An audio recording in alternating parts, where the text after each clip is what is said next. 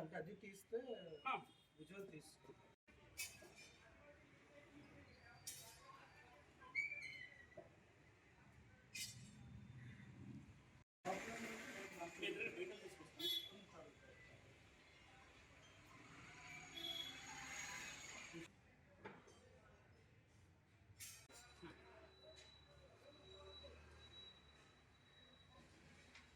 సుమారు 4 ఏళ్ల తరువాత తిరిగి డిపోల ద్వారా రేషన్ సరుకులు సరఫరా చేయాలని చెప్పి రాష్ట్ర ప్రభుత్వం నిర్ణయం తీసుకుంది. ఈ మేరకు కూడా ఉత్తర్వులు జారీ చేసిన నేపథ్యంలో సివిల్ సప్లైస్, రెవెన్యూ యంత్రాంగం అంతా కూడా దానికి తగ్గ ఏర్పాట్లు కూడా చేయడం జరిగింది.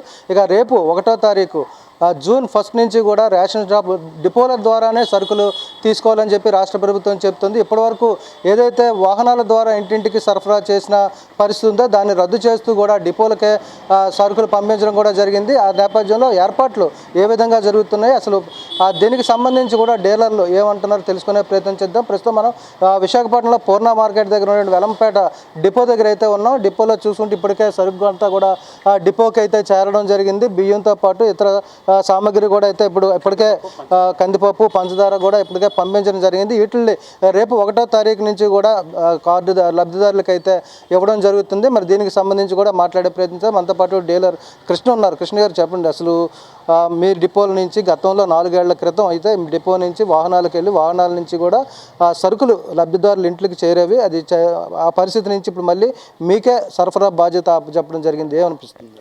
ముఖ్యంగా కుటుంబ ప్రభుత్వానికి మేము ప్రత్యేక కృతజ్ఞతలు చెప్పాలనుకుంటున్నామండి. నిజంగా చాలా సంతోషం. మా డిపోలు మళ్ళీ మాకు తిరిగి ఇప్పించారు. నేను ఒక జిల్లా ప్రెసిడెంట్గా నేను కూడా చాలా సంతోషిస్తున్నాను ఒక యూనియన్కి. ఇప్పుడు నేను చెప్పాల్సింది ఏంటనుకుంటే, డిప్యూటీ సీఎం గారికి, మన సీఎం గారికి, మన నాదెళ్ల మనోహర్ గారికి అందరికీ ఒక ప్రత్యేక కృతజ్ఞతలు. తిరిగి మా హక్కు మాకు కల్పించారు. గత ప్రభుత్వం ఆహార భద్రతా చట్టం అనేది ఒకటి ఉంది, ఎన్ఎఫ్ఎస్ యాక్ట్. ఆ యాక్ట్ ప్రకారం డిపోలు అనేవి రేషన్ డిపోల్లోనే ఇవ్వాలి తప్ప సరుకులు పీడిఎస్ డిస్ట్రిబ్యూషన్ ఇంకో విధంగా మనం ఇవ్వకూడదన్న రూల్ ఉంది. దాన్ని విస్మరించి ప్రత్యేక మార్గంలో వేరే విధంగా చేశారు. అది యాక్చువల్గా మొత్తం నేషన్ అంతా ఒకలాగే వెళ్తుంటే మన ఆంధ్రాలో ఇంకో విధంగా వెళ్ళింది. సో దీన్ని తీవ్రంగా వ్యతిరేకించలేకపోయాం. ఎందుకంటే మా యూనియన్లోనే సంఖ్యత సరిగ్గా లేకపోవడం వల్ల, కొంతమంది పార్టీ పరంగా కూడాను విడిపోవడం వల్ల సరిగ్గా లోపించింది. కానీ ఈ ప్రభుత్వం రాగానే 1 సంవత్సరం టైం తీసుకొని లోటుపాట్లు తెలుసుకొని మా విజ్ఞప్తి మేము ఏమేమి అనుకున్నామో ఏమేమి చెప్పామో అన్నీ కూడా పర్ఫెక్ట్గా వాళ్ళు కూడా గ్రౌండ్ రియాలిటీలోకి వెళ్ళి తెలుసుకోవడం జరిగింది. తెలుసుకోవడం వల్ల వాళ్ళకు కూడా జరుగుతున్న లోటుపాట్లు ఏమనేది తెలిసింది. ముఖ్యంగా మేము కూడాను మాకు గత 30-40 ఏళ్ళుగా అనుబంధం ఉన్న కస్టమర్లు, కార్డుదారులు, వాళ్ళకి ఇంట్లో పరిస్థితులు ఏంటి, వాళ్ళు అసలు బెడ్ రెడీ అయిపోయిన పేషెంట్లు ఏంటి, వాళ్ళ కార్డులు వాళ్ళకి పెడతాదా లేదా, వాళ్ళు వేరే కార్డులు ఉన్నారా, పాప మీరు ఇంకో ఇంటికి వెళ్ళిపోయారు, ఆ ఇంటికి వెళ్ళి తీసుకోవాలని చెప్పేసి మేము 3-4 కిలోమీటర్లు కూడా ఆ ముసలి అతను బెడ్ మీద ఉన్నాడు అంటే మిషన్ పట్టుకొని కాటా పట్టుకొని వేయించిన సందర్భాలు ఉన్నాయి. అలాగే బియ్యం కూడా మళ్ళీ షాప్కి వచ్చి మళ్ళీ బిల్లు జనరేట్ అయిన తర్వాత మళ్ళీ సరుకు పట్టుకొని మళ్ళీ తీసుకెళ్ళిన వాటికి కూడా దాఖలు ఉన్నాయి. మేము మట్టుకు చాలా సర్వీస్ చేసాం. మాకు తెలుసు గతంలో మీ రేషన్ డిపోల మీద చాలా ఆరోపణలు ఉన్నాయి. సరైన సమయానికి తీరని చెప్పి వేరే వ్యాపారాలు చేసుకుంటారని, డిపోల దగ్గర ఉంటారని, బినామీల ద్వారా కూడా నిర్వహిస్తున్నారని చెప్పి ఈ నేపథ్యంలో వాటిని అరకట్టడం కోసం నేరుగా లబ్ధిదారులకు అందించాలని చెప్పి గత ప్రభుత్వం చెప్పడం, అదే ఆ కారణాన్ని చూపించే మీకు కాకుండా వేరే వాహనాలకైతే సరఫరా చేయడం జరిగింది. దీన్ని మీరు ఎలా చూస్తారు? బినామీలు ఉన్నారంటే ఈ వాస్తవం అండి, ఇది నేను ఒప్పుకుంటాను బినామీలు ఉన్నారని. కాకపోతే ఒకటి ఏంటంటే, బినామీ ఎందుకు వచ్చాడు అనేదే మనకు పెద్ద ప్రశ్న అండి. ఇక్కడ ఈ బినామీ ఏ కారణంతో ఉన్నాడు, గతంలో ఇతని తాలూకు లింకులు ఏంటి అనేవి ఒకటే. కిరసనాయిల హాకర్లు అందరూ మనకు వచ్చేసారు. వాళ్ళకి ఎప్పుడైతే బతుకు తిరుగు పోయిందో వెంటనే రేషన్ డిపోలు ఏవైతే లోటుపాట్లు వాళ్ళకి తెలుసో అవి వాళ్ళు డిపార్ట్మెంట్ ద్వారా రావడం జరిగింది, వాటిని లబ్ధి పొందడం జరిగింది. ఇప్పుడు నాదెళ్ల మనోహర్ గారు కొత్త ఐడియాతో వస్తున్నారు. ఈ బ్యానర్ ఏదైతే బయట బ్యానర్ ఉందో డీలర్ ఫోటోయే ఉండాలి. ఇంకోటి ఏంటంటే సీసీ కెమెరాలు పెడతానన్నారు. ఇది పూర్తిగా బినామీ సిస్టమ్ అనేది కంప్లీట్గా పోతుందని ఒక విధంగా మాకు చాలా సంతోషంగా ఉంది. తర్వాత ఇంకోటి ఏంటంటే, ఒరిజినల్ డీలర్లు ఎవరైతే ఉన్నారో ఏజ్ పరంగా ఎవరైతే చేయలేకపోతున్నారో వాళ్ళకి కొద్దిగా సిక్ లీవ్ లాంటివి ఎక్స్టెన్షన్ ఇస్తే చాలా మంచిది. మనకి ఇప్పుడు 58 రోజులు 60 రోజుల్లో పెట్టుకోమంటున్నారు. 65, 70, 80 ఏళ్ళు 90 ఏళ్ళు డీలర్లు ఉన్నారు. వాళ్ళు కుటుంబ పరిస్థితులను చేయలేకపోతే వాళ్ళకి ఒక సిక్ లీవ్ అనేది ఒక పీరియడ్ ఒక 3 years 5 years ఇస్తే ప్రాబ్లమే లేదు అనుకుంటే ఈ వ్యవస్థను మీకు లెగసీ కంటిన్యూ చేసినట్టు లీగల్ హైర్ ఉంది. లీగల్ హైర్ ఎవరైతే వద్దనుకుంటున్నారో అదొక నమూనా తయారు చేసిన తర్వాత కొత్త వాళ్ళకి ఉపాధి కల్పించమని అంటున్నాం. మా యూనియన్ పరంగా మేము కోర్టుకు వెళ్ళడానికైనా వ్యతిరేకం. హైకోర్టుకి వెళ్ళి కొన్ని డ్వాక్రా గ్రూపులు వెళ్ళాయి. అలా కాకుండా కొంతమందిని ఏజ్ బార్ చేసి వాళ్ళకి 50 ఏళ్ళు దాటాక నువ్వు ఏజ్ బార్ అయిపోయావా నీకు డిపో ఇవ్వం అని చెప్పేసిన సందర్భాలు ఉన్నాయి. ఇలా కొన్ని డిపోలు చాలా మట్టుగా డిపార్ట్మెంట్ కంట్రోల్లో ఉన్నవి ఉన్నాయి, బినామీల కంట్రోల్లో ఉన్నవి ఉన్నాయి. ఇవన్నీ మనం ప్రక్షాళన చేయాలని మా యూనియన్ పరంగా మిగతా యూనియన్తో మాకు సంబంధం లేకుండా చెప్తున్నాం. బినామీ వ్యవస్థను కూడా కొద్దిగా రూపుమాపియాలి. ఎందుకంటే ఈ ప్రభుత్వం బెండు తీసే మీరు బినామీ రూపుమాపాలండి. మీరు వేరే వ్యాపారాలు చేస్తున్నారు. ఎందుకంటే గతంలో కూడా చాలా సందర్భాల్లో మీకు ఇచ్చిన కమిషన్ చాలు కాబట్టి రోజంతా నెలంతా కూడా దీని మీద ఉండలేం కాబట్టి మేము వేరే వ్యాపారాలు చేసుకుంటామని చాలామంది డీలర్లు చెప్పిన సందర్భాలు ఉన్నాయి. ఆ నేపథ్యంలో మీకు ఇచ్చే కమిషన్ కూడా ప్రభుత్వం ఇస్తున్నటువంటి కమిషన్ చాలడం లేదు, పెంచాలని చెప్పి డిమాండ్ చేశారు, ధర్నాలు చేశారు. మరి ఇప్పుడు మళ్ళీ మీకు ఈ సరుకులు ఏదైతే ఉన్నాయో నిత్యావసరాలు మీరే సరఫరా చేయండి అని చెప్తున్నారు. మరి ఇప్పుడు కూడా మీరు పూర్తి స్థాయిలోనే డిపోల్లో ఉండాలి. మరి మీ కమిషన్ పరిస్థితి ఏంటి? దానికి సంబంధించి ప్రభుత్వం మీకు ఎలాంటి హామీ ఇచ్చింది? ప్రభుత్వం మాకు ఫస్ట్ ఆఫ్ ఆల్ మా డిపోలు మాకు తిరిగి ఇప్పించడమే మాకు పెద్ద గొప్ప విషయం సార్. రెండోది ఏంటంటే మేము అదనంగా మమ్మల్ని ఏమైనా కిరాణా సామాన్లు అమ్ముకోమంటుంది. దానివల్ల మాకు ఒక 10-15 వేల ఆదాయం కూడా కలిసి వస్తుంది.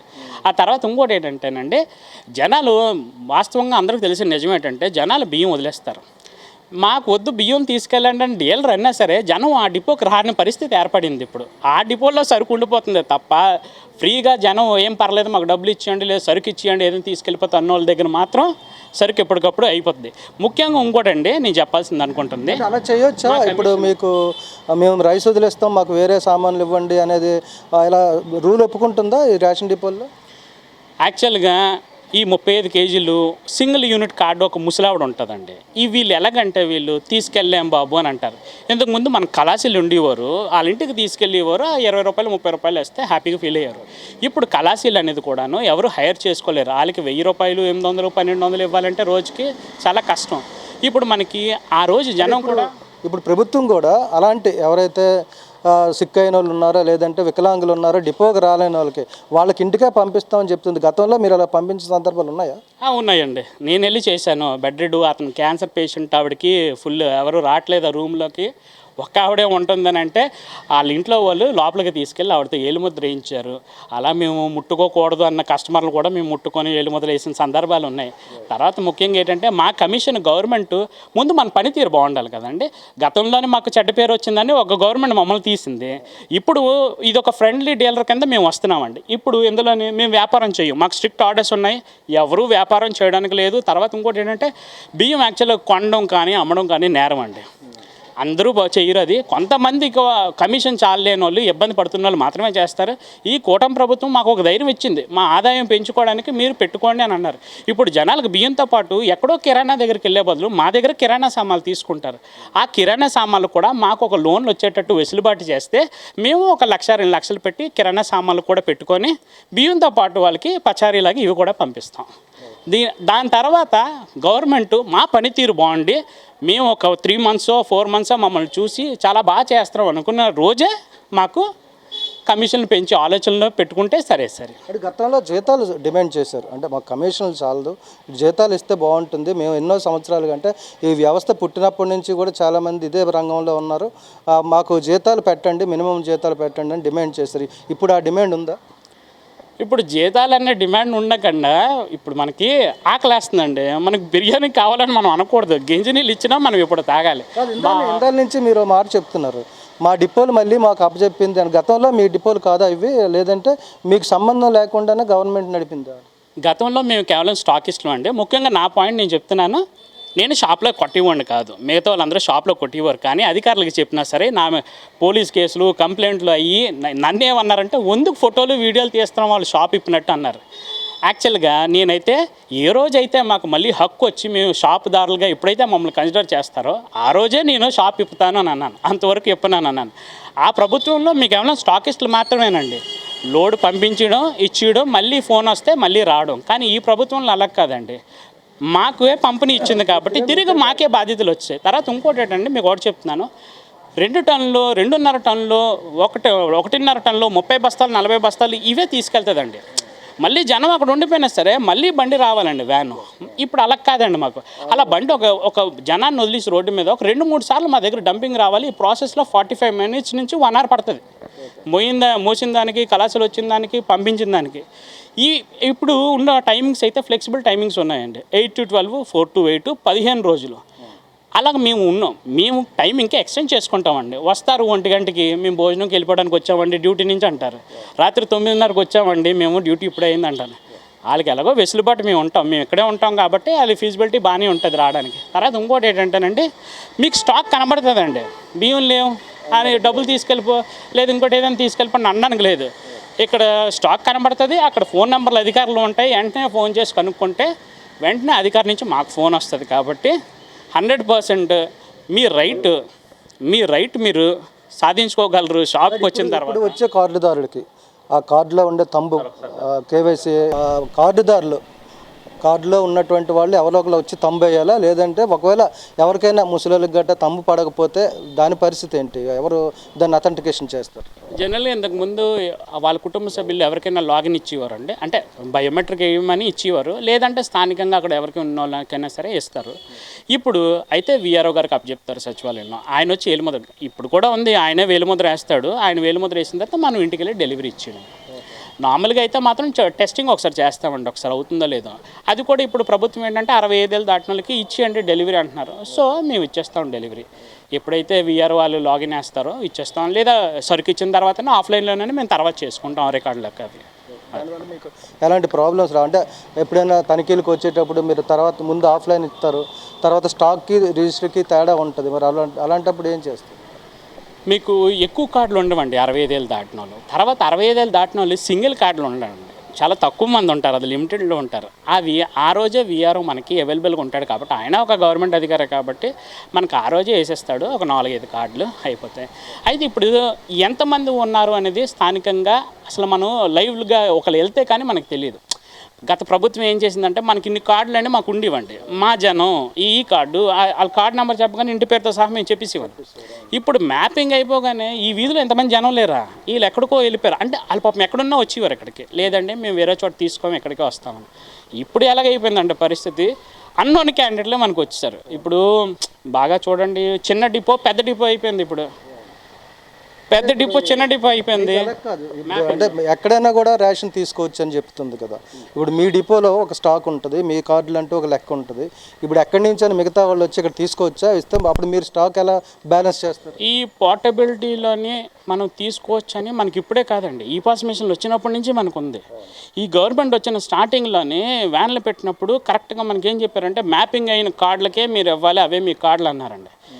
ఆ తర్వాత ఏం చేశారంటే అది తీసి పోర్టబిలిటీ విధానానికి పెట్టేశారు. యాక్చువల్గా పోర్టబిలిటీ 10-20% పెడతారు, మనకు అలా లేదండి. ఆ ఫీజిబిలిటీ మీకు 26 జిల్లాల్లో ఎవరు ఎక్కడైనా తీసుకోవచ్చు. అలాగైతే మనకి ఇక్కడ ఉన్న వాళ్ళందరూ మోస్ట్ శ్రీకాకుళం వాళ్ళు, విజయనగరం వాళ్ళు వస్తుంటారు, వాళ్ళు ఇక్కడ తీసుకుంటుంటారు. మనకి అది మీకు ఒక్కసారి ఆన్లైన్లోకి ఎక్కిన తర్వాత ఇది డేటా ఆధార్ సీడింగ్తో కాబట్టి అక్కడెక్కడ తీసుకోలేరండి ఇంకెక్కడ. మన దగ్గర తీసుకున్న తర్వాత తీసుకున్నామని చెప్పి మన మిషన్లో వాళ్ళకి చూపిస్తుంది. అలా విజయనగరంలో కార్డు వేసిన ఆల్రెడీ తీసుకున్నారని చూపిస్తుంది. మన రికార్డులో కూడాను మనకు స్టాక్ కట్ అయిపోయినట్టు మనకు చూపిస్తుంది. పోర్టబిలిటీ అయినా సరే మనకు స్టాక్ కట్ అవుతుందండి. Thank you. ఇది మొత్తంగా చూసుకుంటే రేపటి నుంచి కూడా ప్రారంభం కాబోతున్నటువంటి రేషన్ డిపోల ద్వారా సరుకుల సరఫరాదానికైతే ప్రభుత్వ యంత్రాంగం అంతా కూడా సిద్ధం చేసింది. ఇప్పటికే డిపోలకైతే సరుకులు కూడా చేరుకోవడం జరిగింది. గతంలో కూడా ఇదే డిపోల నుంచి సరఫరా చేసే విధానం ఉన్నప్పటికీ కూడా 2021 నుంచి కూడా వాహనాల ద్వారా నేరుగా లబ్ధిదారులకు అందించాలని చెప్పి అప్పుడున్నటువంటి వైఎస్ఆర్ కాంగ్రెస్ పార్టీ ప్రభుత్వం తీసుకున్న నిర్ణయాల్లో కొంత లోటుపాట్లు ఉన్నాయి, సమస్యలు కూడా ఉన్నాయి. దీంతో డీలర్ల జీవితం కూడా ఎలా సాగుతుందనే ఆందోళన నుంచి ఈరోజు అయితే ఒక భరోసాలోకి డీలర్లు వచ్చినట్టుగా తెలుస్తుంది. ఇప్పుడు కూటమి ప్రభుత్వం తీసుకున్నటువంటి నిర్ణయంతో డీలర్ల వ్యవస్థలు అంతా కూడా ఆనందం వ్యక్తం చేస్తున్నారు. మరోవైపు డీలర్ల ద్వారా సరఫరా చేయడం అనేది విధానం బాగుంటుంది, ఎప్పుడు కావాలంటే అప్పుడు లబ్ధిదారులకు అందజేయడం జరుగుతుంది. కాబట్టి ఇప్పుడున్నటువంటి విధానాన్ని స్వాగతిస్తున్నామని చెప్పి విశాఖపట్నం డీలర్ల సంఘం అసోసియేషన్ కృష్ణ కూడా తెలియజేస్తున్న పరిస్థితి. వీడియో జర్నలిస్ట్ స్వామితో రాజు, ఐ న్యూస్, విశాఖపట్నం.